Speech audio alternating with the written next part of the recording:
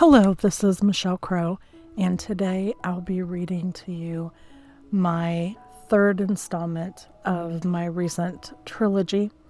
The first was The Fixer, and then I wrote Letting Go, and this is the final stage called Holding Space. Love and control sometimes wear the same coat. From a distance, they can seem almost identical. Both step in, both offer guidance, both want things to turn out well. When you care deeply about someone, the line between helping and steering can blur so slowly you hardly realize it's happening. For a long time, I believed loving people meant holding them close enough to keep them safe from their own mistakes. If I could just explain things clearly enough, steady the ground beneath their feet, maybe I could make the road a little smoother for them. It took me years to understand that love does not always ask us to hold people. Sometimes love asks us to hold space.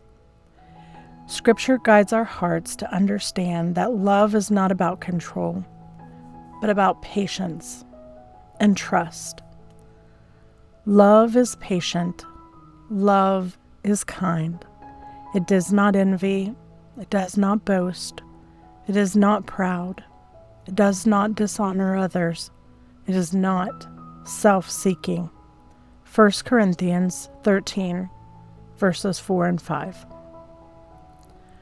Holding people. Holding people can feel like devotion.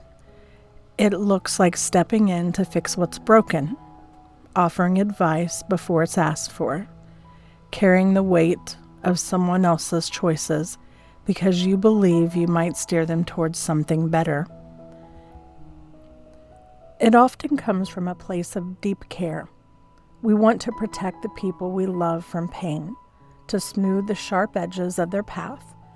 But somewhere along the way, helping quietly turns into carrying. And carrying another person's life was never something we were meant to do. Holding space. Holding space looks different.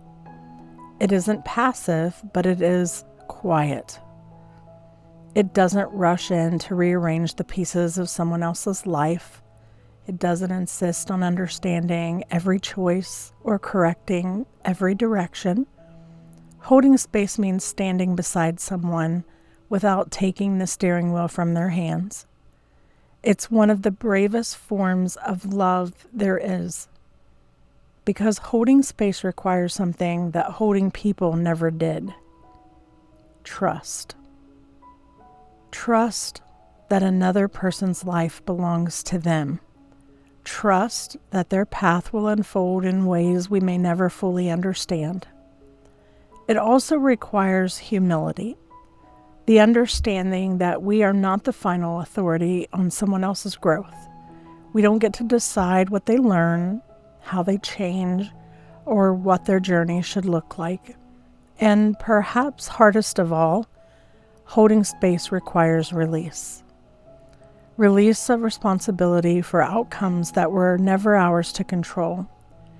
Release of the belief that if we had just explained things better, tried harder, loved differently, maybe we could have fixed it. Sometimes the most honest form of love is simply standing still and allowing another person to walk their own road. It means listening without fixing, caring without control, remaining present without believing their journey belongs to you. Instead of carrying them up the mountain, you walk nearby with a lantern. Their path is still theirs. The quiet work of love. Recently, I found myself standing in that quiet space. One of those moments where you look at a relationship you love deeply and you realize you cannot force understanding back into it. You cannot rewind words, smooth over feelings, or untangle what someone else believes about you. You can search your own heart for where you might have gone wrong. You can replay conversations in your mind. You can wish things had unfolded differently. Sometimes relationships shift in ways we never expected. Times when we realize we cannot repair every misunderstanding or carry every burden that touches the people we care about. Sometimes the only honest thing left to do is loosen your grip on the story you thought you were holding together. Not because you stopped loving someone, but because love does not give us jurisdiction over another person's becoming.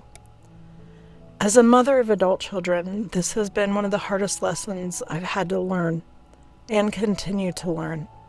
I've lived long enough to see that letting go can almost feel like losing their love.